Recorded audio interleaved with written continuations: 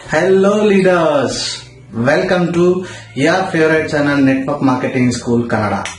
ನಾನು ನಿಮ್ಮ ಪ್ರೀತಿಯ alliswell nagaraj.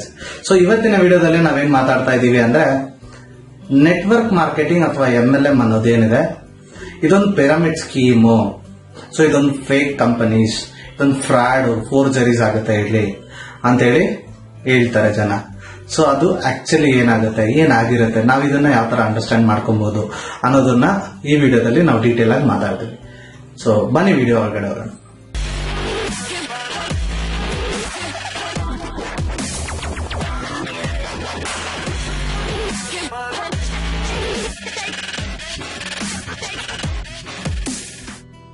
ನೆಟ್ವರ್ಕ್ ಮಾರ್ಕೆಟಿಂಗ್ ಅನ್ನೋದೊಂದು ಪಿರಮಿಡ್ ಸ್ಕೀಮ್ ಅಂತ ಹೇಳ್ತಾರೆ. ಪಿರಮಿಡ್ ಅಂದ್ರೆ ಟ್ರಯಾಂಗಲ್ ಶೇಪ್ ಅಲ್ಲಿ ಬರುತ್ತಲ್ವಾ, ಸೊ ಅದನ್ನ ಪಿರಮಿಡ್ ಸ್ಕೀಮ್ ಅಂತ ಹೇಳ್ತಾರೆ.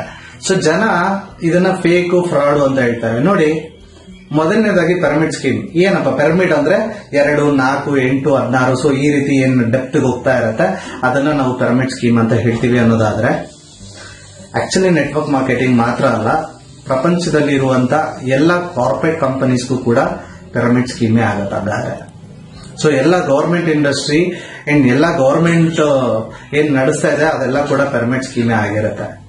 ಸೊ ಏನಕ್ಕೆ ಇದನ್ನ ಹೇಳ್ತಾ ಇದೀನಿ ಅಂದ್ರೆ, ನೋಡಿ, ನೀವು ಬೇಕಾದ್ರೆ ನೋಡಬಹುದು, ಒಂದು ಕಂಪನಿಯ MD, ಅವ್ರ ಕೆಳಗಡೆ CEO, ಅವ್ರ ಕೆಳಗಡೆ 2 ಜನರಲ್ ಮ್ಯಾನೇಜರ್, ಅವ್ರ ಕೆಳಗಡೆ 4 ಜನ ಮ್ಯಾನೇಜರ್ಸ್, ಅವ್ರ ಕೆಳಗಡೆ 4 ಜನ ಸೂಪರ್ವೈಸರ್. ಸೊ ಈ ರೀತಿ ಹೋಗುತ್ತೆ. ಇದು ಪಿರಮಿಡ್ ಆದ್ರೆ ಅದು ಪಿರಮಿಡೇ ಅಲ್ವಾ? ಸೊ ಈ ಗವರ್ಮೆಂಟ್ ಸೆಕ್ಟರ್ ಅಲ್ಲೂ ಸೇಮ್ ಇದೇ ರೀತಿ. ಸೊ ಪಿರಮಿಡ್ ಸ್ಕೀಮ್ ಅಂದ್ರೆ ಈ ತರ ಟ್ರಯಾಂಗಲ್ ಶೇಪ್ ಅಲ್ಲಿ ಹೋಯ್ತು ಅಂದ ತಕ್ಷಣ ಎಲ್ಲ ಪಿರಮಿಡ್ ಸ್ಕೀಮ್ ಅನ್ನುತ್ತಾ ಏನೂ ಅಲ್ಲ. ಸೊ ಮೊದಲನೇದಾಗಿ ನಾವು ಇದನ್ನ ಅರ್ಥ ಮಾಡ್ಕೊಬೇಕು. ಸೊ ಪಿರಮಿಡ್ ಸ್ಕೀಮ್, ಅದು ಪಿರಮಿಡ್ ಸ್ಕೀಮ್ ಅಂತ ನೀವೇನಾದ್ರೂ ಒಪ್ಕೊಳ್ತೀರಾ ಅನ್ನೋದಾದ್ರೆ ಇದು ಕೂಡ ಪಿರಮಿಡ್ ಸ್ಕೀಮ್ ಅಂತ ನಾವು ಕೂಡ ನೆಟ್ವರ್ಕರ್ಸ್ ಒಪ್ಕೊಳ್ಳಕ್ಕೆ ರೆಡಿ ಇದ್ದೇವೆ. ಆದ್ರೆ ಆಕ್ಚುಲಿ ಇದು ಪಿರಮಿಡ್ ಸ್ಕೀಮ್ ಅಲ್ಲ. ಎರಡನೇದು, ಸೊ ಇಲ್ಲಿ ಫೇಕ್ ಆಗುತ್ತೆ, ಜಾಸ್ತಿ ಫ್ರಾಡ್ ಇರುತ್ತೆ, ಸುಮ್ನೆ ಜನಕ್ಕೆ ಮೋಸ ಮಾಡ್ತಾರೆ ಅಂತ. ಎಸ್, ಈ ಮಾತನ್ನ ನಾನು ಒಪ್ಕೊಳ್ತೀನಿ. ಬರೀ ನೆಟ್ವರ್ಕ್ ಇಂಡಸ್ಟ್ರಿಯಲ್ಲಿ ಮಾತ್ರ ಈ ತರದ್ದು ಪ್ರಾಬ್ಲಮ್ಸ್ ಆಗಲ್ಲ, ಎಲ್ಲಾ ಇಂಡಸ್ಟ್ರಿಯಲ್ಲೂ ಈ ತರದೊಂದು ಪ್ರಾಬ್ಲಮ್ ಆಗುತ್ತೆ, ಎಲ್ಲಾ ಕಂಪನಿಗಳಲ್ಲೂ ಈ ತರ ಪ್ರಾಬ್ಲಮ್ ಆಗುತ್ತೆ.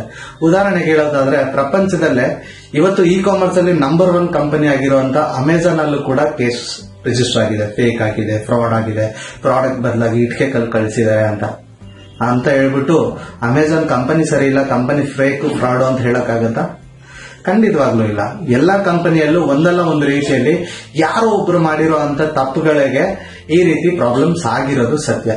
ಅಂದ್ರೆ ನೆಟ್ವರ್ಕ್ ಇಂಡಸ್ಟ್ರಿಯಲ್ಲೂ ಕೂಡ ಇದೇ ರೀತಿ ಆಗಿರುತ್ತೆ.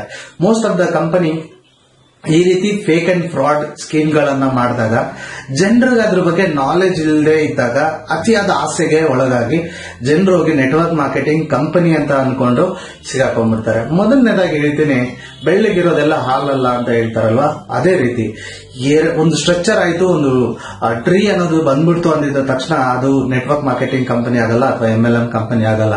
ಸೊ ಅದಕ್ಕೆ ಆದಂತ ಕೆಲವೊಂದು ಫಾರ್ಮಾಲಿಟೀಸ್ ಇದೆ, ಅದನ್ನ ನಾವು ಮೊದಲನೇದಾಗಿ ಅರ್ಥ ಮಾಡ್ಕೊಬೇಕು. ಮೊದಲನೇದಾಗಿ, ಒಂದು ಕಂಪನಿಯಲ್ಲಿ ನಾವು ಜಾಯಿನ್ ಆಗ್ತೀವಿ ಅಂದ್ರೆ ಯಾವುದೇ ಕಾರಣಕ್ಕೂ ಆ ಕಂಪನಿಯಲ್ಲಿ ನಾವು ಯಾವುದೇ ಕಾರಣಕ್ಕೂ ಒಂದೇ ಒಂದು ರೂಪಾಯಿ ಕೂಡ ಕಳ್ಕೊಳ್ಳಲ್ಲ, ಯಾವುದೇ ಒಂದು ಜೆನ್ಯೂನ್ ಆದ ನೆಟ್ವರ್ಕ್ ಮಾರ್ಕೆಟಿಂಗ್ ಕಂಪನಿ ಆದ್ರೆ.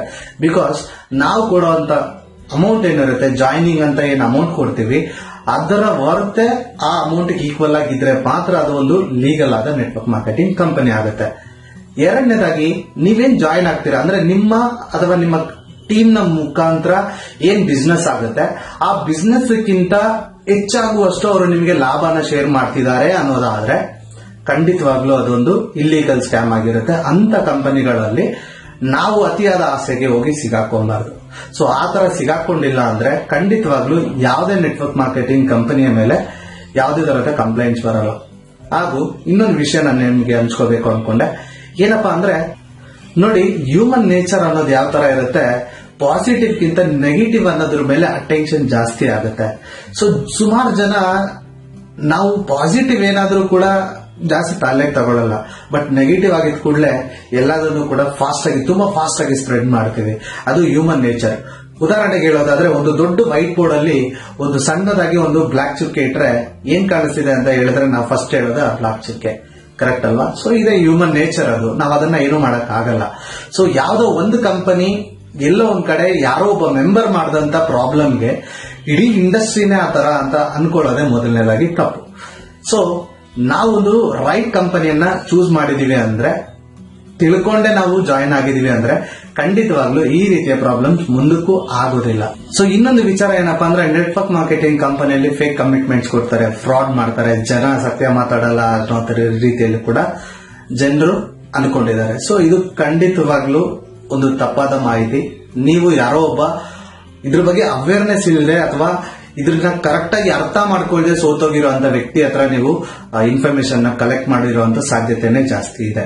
ಏನಕ್ಕೆ ಅಂದ್ರೆ, ಈ ಒಂದು ಇಂಡಸ್ಟ್ರಿಯಲ್ಲಿ ಮಾತ್ರ ಕಂಪನಿಯ ಒಟ್ಟು ಪ್ರಾಫಿಟ್ ಏನಾಗ್ತಾ ಇದೆ ಅನ್ನೋ ಮಟ್ಟಿಗೆ ಟ್ರಾನ್ಸ್ಪರೆಂಟ್ ಆಗಿ ಬಿಸ್ನೆಸ್ ಇರುತ್ತೆ. ಒಂದು ವೇಳೆ ಆ ರೀತಿ ಏನಾದ್ರೂ ನಿಮಗೆ ರಾಂಗ್ ಇನ್ಫಾರ್ಮೇಶನ್ ಬಂದಿದೆ ಅಂದ್ರೆ ಅದು ಖಂಡಿತವಾಗ್ಲೂ ಕಂಪನಿ ಮುಖಾಂತರ ಬಂದಿರಲ್ಲ, ಯಾರೋ ಒಬ್ಬ ವ್ಯಕ್ತಿಯ ಮುಖಾಂತರ ಬಂದಿರುತ್ತೆ. ಆ ವ್ಯಕ್ತಿ ಅವನ ಸ್ವಾರ್ಥಕ್ಕಾಗಿ ನಿಮ್ಮ ಹತ್ರ ರಾಂಗ್ ಕಮಿಟ್ಮೆಂಟ್ ಅಥವಾ ಫೇಕ್ ಕಮಿಟ್ಮೆಂಟ್ಸ್ ಕೊಟ್ಟಿರುವಂತ ಸಾಧ್ಯತೆ ಹೆಚ್ಚಾಗಿರುತ್ತೆ. ಅವ್ರು ಹೇಳ್ತಿರೋದು ಸತ್ಯನ ಸುಳ್ಳ ಅಂತ ನಮ್ಗೆ ಹೆಂಗ್ ಗೊತ್ತಾಗುತ್ತೆ ಅನ್ನೋದೇ ಆದ್ರೆ, ನಾನು ಹೇಳ್ತೇನೆ ನಿಮ್ಗೆ ಯಾವ ತರ ಫೈಂಡ್ ಔಟ್ ಮಾಡಬಹುದು ಅಂತ. ನೋಡಿ, ಯಾವುದೇ ಒಂದು ಇಂಡಸ್ಟ್ರಿ ಆದ್ರೂ ಕೂಡ, ಯಾವುದೇ ಒಂದು ಕೆಲಸ ಆದ್ರೂ ಕೂಡ, ನಾವು ಕೆಲಸ ಅನ್ನೋದನ್ನ ಮಾಡಿದ್ರೆ ಮಾತ್ರ ನಮ್ಗೆ ದುಡ್ಡು ಬರೋದು. ಎಲ್ಲಾ ಇಂಡಸ್ಟ್ರಿಯಲ್ಲೂ ಅಷ್ಟೇ, ಒಂದು ಕೆಲಸ ಮಾಡಬೇಕು ಅಥವಾ ಕೆಲಸ ಮಾಡಿಸ್ಬೇಕು. ಕೆಲಸ ಮಾಡೋರು ಕೆಲಸಗಾರ ಆದ್ರೆ ಕೆಲಸ ಮಾಡಿಸೋನು ಓನರ್ ಆಗ್ತಾನೆ, ಸ್ಮಾರ್ಟ್ ವರ್ಕರ್ ಅಂತ ಹೇಳ್ಬೋದು. ಸೊ ಈ ಇಂಡಸ್ಟ್ರಿಯಲ್ಲೂ ಕೂಡ ಸೇಮ್ ಅದೇ ರೀತಿಯಲ್ಲಿ ಒಂದು ಕೆಲಸ ಮಾಡಿದ್ರೆ ನಿಮಗೆ ಅದಕ್ಕೆ ಒಂದು ಲಾಭಾಂಶ ಅನ್ನೋದು ಶೇರ್ಸ್ ಆಗಿ ಸಿಗುತ್ತೆ, ಅಂದ್ರೆ ಪ್ರಾಫಿಟ್ ಆಗಿ ನಿಮಗೆ ಬರುತ್ತೆ ಅಥವಾ ಇನ್ಕಮ್ ಆಗಿ ನಿಮಗೆ ಬರುತ್ತೆ. ನೀವು ಕೆಲಸ ಮಾಡದೆ ನಿಮ್ಮ ಕೆಳಗಡೆ ಯಾರು ಜಾಯಿನ್ ಆಗಿರ್ತಾರೆ, ನಿಮ್ಮ ಜೊತೆ ಅಸೋಸಿಯೇಟ್ ಯಾರಾಗಿರ್ತಾರೆ ಅಥವಾ ಡಿಸ್ಟ್ರಿಬ್ಯೂಟರ್ ಯಾರಾಗಿರ್ತಾರೆ ನಿಮ್ಮ ಅಂಡರ್ ಅಲ್ಲಿ, ಅವರು ಒಂದ್ ವೇಳೆ ಕೆಲಸ ಮಾಡಿ ನಿಮಗೆ ದುಡ್ಡು ಬರುತ್ತೆ ಅನ್ನೋದೇ ಆದ್ರೆ ಸೊ ಅದು ಜೆನ್ಯೂನ್ ಆದ ಕಂಪನಿ. ಒಂದ್ ವೇಳೆ ನೀವು ಈ ಸ್ಟೇಜ್ ವರೆಗೂ ನೀವು ಕೆಲಸ ಮಾಡಿ ಅದಾದ್ಮೇಲೆ ನೀವೇನು ಮಾಡೋದೇ ಬೇಕಾಗಿಲ್ಲ, ಅದಾಗೆ ಅದು ನಿಮ್ಗೆ ದುಡ್ಡು ಬರುತ್ತೆ. ಸೊ ಕಂಪನಿಯ ಟರ್ನ್ ಓವರ್ ಏನಾಗುತ್ತೆ ಅದ್ರ ಮೇಲೆ ನಿಮ್ಗೆ ದುಡ್ಡು ಬರುತ್ತೆ. ಅಥವಾ ನೀವು ಇದನ್ನ ಮಾಡಿ ಬಿಟ್ಬಿಟ್ರು ಕೂಡ ನಿಮ್ಗೆ ವೀಕ್ಲಿ ದುಡ್ಡು ಬರುತ್ತೆ, ಮಂತ್ಲಿ ದುಡ್ಡು ಬರುತ್ತೆ ಅನ್ನೋ ಕಮಿಟ್ಮೆಂಟ್ ಯಾರು ಕೊಡ್ತಿದ್ದಾರೆ ಅಂದ್ರೆ ಅದು most of the cases genuine ಅಲ್ಲದ ಕಂಪನಿ ಆಗಿರುತ್ತೆ. ಸೊ ಅದೊಂದು ರಾಂಗ್ ಕಮಿಟ್ಮೆಂಟ್ ಆಗಿರುತ್ತೆ.